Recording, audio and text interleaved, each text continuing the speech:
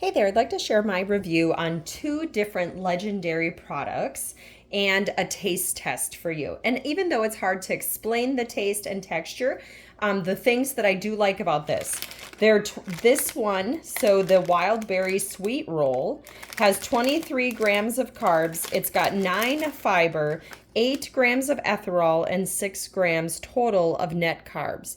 So here's what it looks like when you first pull it out of the package. Now remember, because these are gluten-free, they don't have flour in them.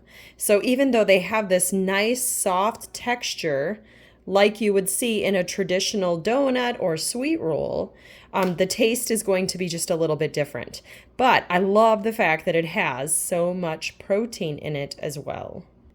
So each sweet roll has 20 grams of protein. So if you're looking for that emotional appeal and that extra protein to get going on your day and that nice little energy source, these taste pretty decent for a gluten-free sweet roll. For those of you that want to see someone actually bite into these treats, here goes. They're nice and soft, and you can definitely taste the sweetness in the icing and the berry flavor. So I think they did a really good job on these.